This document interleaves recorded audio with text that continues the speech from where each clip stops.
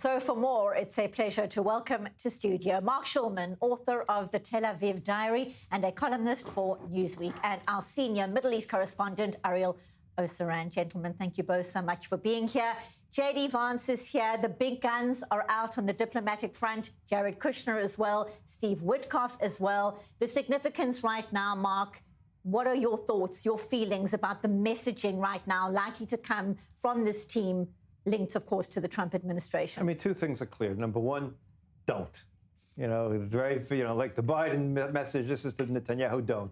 Don't think of every time there's a minor violation, and define what minor is a big question, don't think you're going to reestablish deterrence based on how you're going to react to it. Because very much afraid that it'll go escalate and things will go out of control.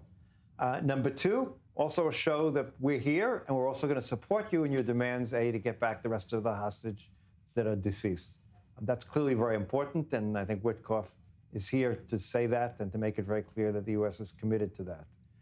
Three, they want to bask, certainly J.D. Vance, in the success so far of the mission. And he's also putting a certain gushpanta. His name is now a little bit being attached to it, which is good and bad in different ways we can look at it. And I think that's also important for us. For us, it's important, of course, because J.D. Vance represents the wing of the Republican Party that's most isolationist, less committed to us. Not that he dislikes us, not that he doesn't support us, but he's not the traditional Republican that's committed towards an activist American foreign policy, committed towards an active defense of Israel.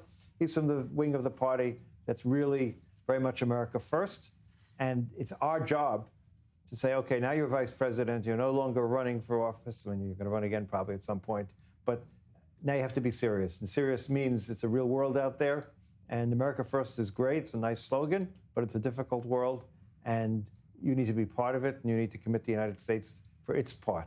An isolationist first America First, is a very dangerous thing for Israel long term.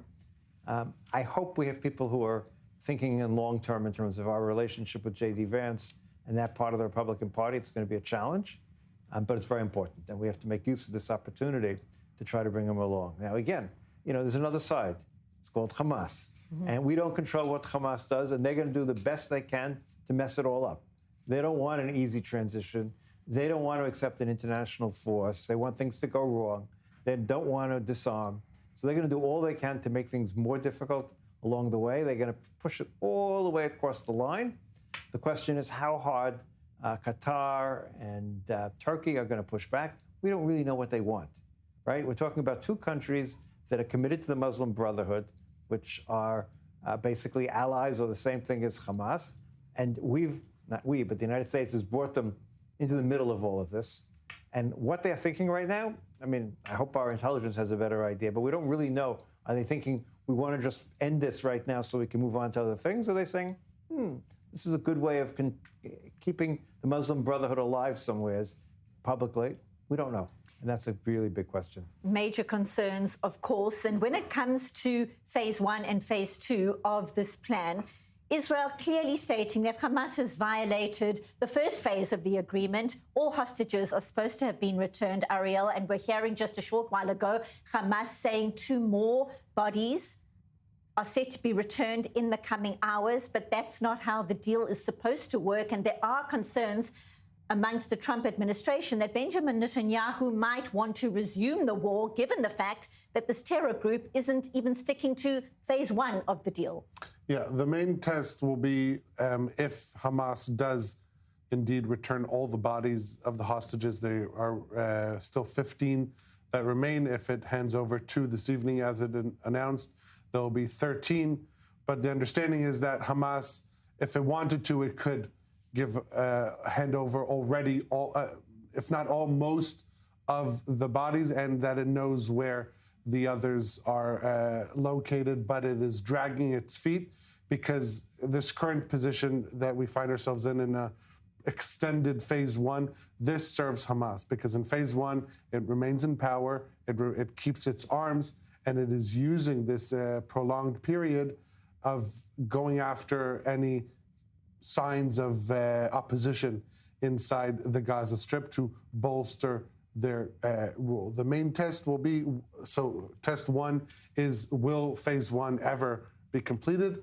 And another test is, will the reconstruction of Gaza begin before phase one is over and before Hamas is disarmed? Because if that is indeed what happens, that will further bolster Hamas in its entrenchment in refusing to disarm, as it is saying, over every public stage possible. And so this does raise some significant concerns. Ultimately, and I think we're seeing a manifestation of this happening right now with another visit by Kushner and Witkoff, as well as J.D. Vance, all this will be determined by the resolve of the Trump administration. How much leeway are they going to give Hamas, yes or no? Whether Prime Minister Netanyahu has his own wishes, that is very much possible. But ultimately, the ones dictating the pace so far, also in the lead up to this deal and also in its implementation, is the Trump administration. That is good for Israel. The question is, will this resolve continue in the long run when Hamas is trying to drag this out? That is going to be a significant test moving forward. The big question again is Qatar, because Qatar could decide, and there's signs that they might decide, to go ahead and finance the rebuilding right now without an agreement. The basic idea behind this whole agreement was that no reconstruction would take place until Hamas disarms, because after who wants to throw good money after bad money just to see Israel destroy it again in the future? So Hamas has to disarm. However, Qatar has so much money, they're willing to throw away some money just for the purpose, maybe willing to, I don't know.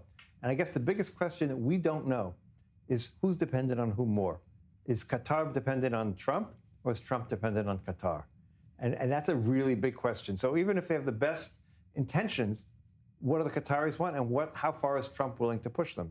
Because that really is the key. If Qatar does not fund the reconstruction, there will be no reconstruction, because no one else is going to come in there. Maybe Turkey a little bit, but they don't have the money that Qatar does. They have the people to come and reconstruct. So it's really up to what happens with Qatar and who's controlling the Qatari money. Well, there are others who are willing to fund reconstruction only after Hamas disarms. No, exactly, that's the incentive. That is the big question here. And I think this dragging out this process serves both Hamas and Qatar.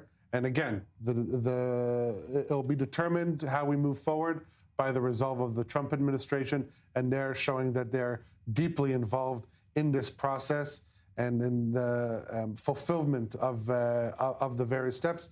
Trump, in a Truth Social post just a short while ago, issuing another threat to Hamas, saying that there are numerous allies in the region and beyond who have voiced their willingness to send in heavy forces into the Gaza Strip to go after Hamas. Trump said that he told them not yet, but if he decides that that moment has arrived, he will allow it, and they will go in, quote, fast, furious, and brutal against Hamas. Yeah, well, Trump can send us in as much as he wants. That's the question. That's what he's really saying. There's no one else who is going to go in, if he says so, really, than us. I don't see the Egyptians. I don't see who is going to send in these troops, to kill Hamas. It's just not going to happen. And there are already reports of some level of reticence among some of the countries said to be sending troops in for this peacekeeping force. A long road ahead, no doubt about it. Stay with us, gentlemen. We've got much more to unpack. But right now, let's go to Jerusalem. We cross live to our correspondent, Balich Sladin.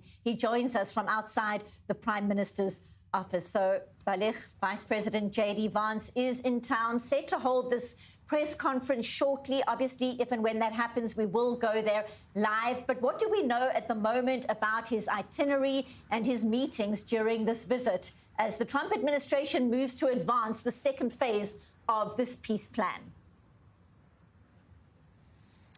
Exactly. So J.D. Vance arrived at noon today to Ben Gurion Airport and immediately started his talks or discussions. He started with actually American officials, with Steve Witkoff and Jared Kushner. They have met for 2 hours discussing the recent developments and their, of course, visit to Israel and their meeting with Benjamin Netanyahu, the Prime Minister, yesterday. yesterday. Immediately after that, he left to the command center, the American command center that is in the southern part of Israel, southwest, let's say. I'm not sure whether we are allowed to talk about its exact place, but this is going to be a few kilometers only from Gaza, where the 200 American troops are going to be there alongside, of course, some Israeli troops, and they're going to oversee the implementation of the ceasefire agreement, or the agreement in general in Gaza. This has started only recently, and J.D. Vance is there right now, and he's going to give the press conference from there as well. And we are also getting reports about him being briefed privately with some military personnel. It's not clear whether we're talking about American or Israeli military personnel, but if we take what happened also with Witkoff and Jared Kushner yesterday, where they have been briefed privately again, not with Netanyahu or other Israeli officials, rather directly by these Israeli military personnel, we understand that the Americans want to be very, very involved in the agreement, in how Israel is reacting right now to Hamas's violations of the agreement, and definitely the implementation of the whole plan itself. The goal is clear here, of course. First of all, how to bring back to Israel the rest of the bodies of the Israelis, the Israeli hostages that were murdered by Hamas while in captivity or on October 7th, or also the issue of the preparations for the second phase of this deal, and definitely how to keep this ceasefire in place. This is very important. The Americans, at least until now, they do believe that this is possible. They can reach the second phase of the deal where Hamas will not be involved in Gaza anymore, and Israel will be able to withdraw from Gaza to the perimeter, and this is how things should move forward. That's exactly what J.D. Vance and Steve Witkoff and Jared Kushner, of course, are aiming to in their visits today. And Balech, we also know earlier in the day, Jared Kushner and Steve Witkoff meeting with some of the hostages freed from Gaza last week after being held in terror captivity for 2 years. What more are we learning about that meeting? Very emotional, no doubt. Yes, definitely an emotional moment where many of the freed hostages have met with Steve Witkoff and Jared Kushner today. And this is, of course, their opportunity to meet with the ones that they have helped free. And definitely the hostages themselves are very thankful to Witkoff, to the Trump administration in general. We've seen some of them posting pictures, selfies with Steve Witkoff saying, "Thank you, America." We've seen also Ivanka Trump, the wife of Jared Kushner, also the daughter of President Trump, posting a picture from that meeting saying Am Yisrael Chai as well. So we see that this is a very joyful moment. That was the last apparently for Witkoff and Jared Kushner. It was very important for them to meet with those freed hostages that, of course, are very joyful to meet with them and thank them directly for their efforts to secure their release from Hamas's captivity.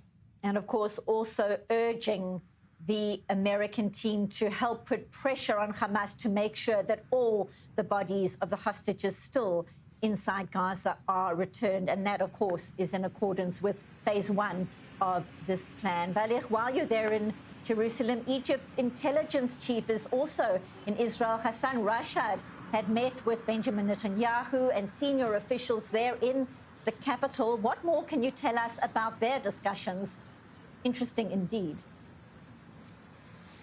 Yes, very interesting. And what's very interesting, actually, the fact that the Prime Minister's office did actually talk about this meeting between the head of the intelligence from Egypt with the Prime Minister today. That's something that doesn't usually happen. And we've seen that it was very important for the Prime Minister's office to talk about this meeting and the efforts to rebuild the relations apparently between Israel and Egypt, and also to coordinate with the Egyptians on the ceasefire agreement and how to move forward with this plan by President Trump. He met also with the head of the Shin Bet, the Shabak, David Zini, that recently just started his role in the intelligence body. And definitely he will be, of course, the one that will take the intelligence intelligence control over Gaza and the West Bank. That's how it works in Israel. And this meeting implies that the coordination is very important between the two nations. And Egypt wants to be very involved, I guess, especially in the issue of reconstruction, because they are just close to Gaza, and also the issue of the committee that will be governing Gaza in the future. Some are saying that it's going to be they're going to format this committee very soon, and the Egyptians are holding the meetings between the different Palestinian factions on their soil. So definitely they are very involved in this, and they want to see this plan succeeding in the future. And that's why he visited today and met with the Prime Minister as well. Live from Jerusalem, thank you so much, correspondent Balich Sladin outside the Prime Minister's office. Thank you. More to come from Balich, of course, in the coming hours. Still in studio, senior Middle East correspondent Ariel Osaran, Egypt's intelligence chief here in Israel. We heard some of the details from Balich, their meeting earlier on in the day with Benjamin Netanyahu and other senior Israeli officials. Talk to us about the significance of these meetings, intelligence sharing at this juncture between Egypt and Israel. So many questions about Cairo's role throughout this war, its support or lack of support, and its potential role down the line. What can you tell us? Yeah, before significance, I'll just add that Rashad visiting Israel, the head of Egyptian intelligence, is also supposed to meet with Kushner and Witkoff as his role as the chief Egyptian negotiator. On the part of Egypt, the ones who are managing the negotiations are the intelligence body, Hassan Rashad, the head of the body, so he's Egypt's chief negotiator. I think it was very interesting in the Prime Minister's office statement acknowledging this meeting that it stated that the two discussed the relations between the countries as well as promoting peace between Israel and Egypt. Now, this comes at a very crucial time that since the start of the war, relations between Egypt and Israel really have hit rock bottom. The Egyptians took back their ambassador. There hasn't been an ambassador from Egypt basically since the start of the war.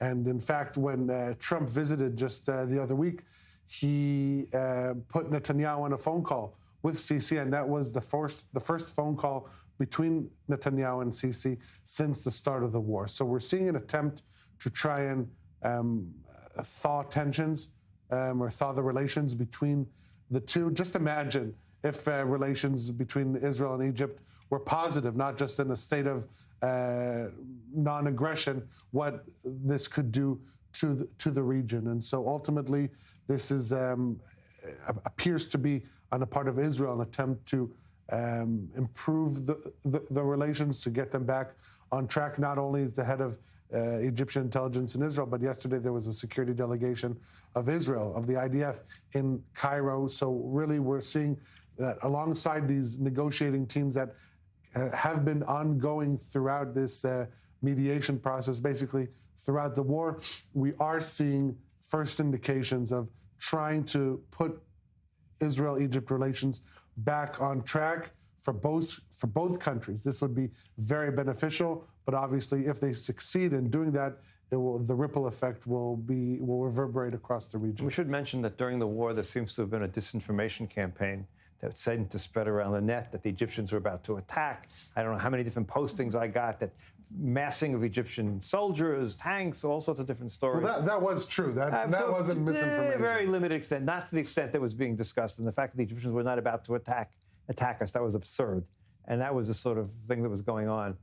The question of who was behind it, lots of different questions. But there is no question, Egypt was the first country to make peace with us. Unfortunately, that peace is relatively cold.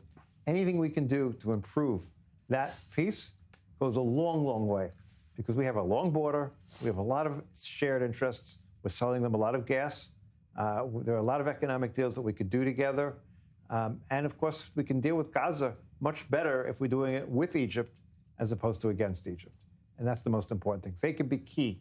They're the ones who share a border, a land border with Gaza. You know, all this talk all these years. Poor Gaza, it's been completely surrounded by Israel. They completely ignored the fact that Egypt bordered Gaza. So again, if we can come up with a joint strategy to deal with Gaza, we have a much greater chance of success. Earlier on, I alluded to a report about this international security force and the reticence of certain troops to going in to Gaza. And I want to take a deeper look at that. It comes from the New York Times. Reports that some countries supposed to send soldiers to make up this international security force are understandably skittish about committing troops who could potentially come into direct conflict with Hamas while it is still an armed group. And the confusion over the mission of the force is said to be a serious stumbling block, according to these reports. How does that scupper these plans looking forward in terms of protecting Gazans and, by extension, protecting Israel from any terror threat out of Gaza? Yeah, Benita, any multinational force that is sent into the Gaza Strip will have an uphill battle trying to establish itself as a positive force that doesn't necessarily seek to engage with Hamas, but will do so if put to the test. Unfortunately, this should have happened a lot sooner. The fact that that immediately after the ceasefire took effect, you didn't see a multinational body force on the ground enabled Hamas to do what it's doing right now, to brutally crack down against any signs of dissent, but also to reassert its control in the streets of the Gaza Strip. Now, to my understanding, this multinational force is not going to be deployed in the city centers. That is going to be roughly 10 to 15,000 Palestinian PA police forces who are going to be deployed there. And then in the outskirts of the populated areas, you're going to have this multinational force. And then surrounding them, you're going to have the Israeli forces. So this is going to be a multi-layer body. But ultimately, the main forces who are going to be, you could say, in danger by Hamas is going to be the Palestinian forces directly, not necessarily the multinational body. However, every day that passes that this force isn't deployed is another day that allows Hamas to further entrench itself and make any attempts to change the reality in terms of governance, security, and law and order inside the Gaza Strip ever more challenging as they further assert their control. And then you're going to have to remove them as opposed to trying to enter immediately this vacuum. That ship has sailed, but the question is how these forces are going to work in tandem with Palestinian forces who are also not deployed yet. So we're talking a lot about these mechanisms, but what the Gazans on the ground need right now, those same Gazans who are under threat by Hamas, they need these forces deployed, and as soon as possible.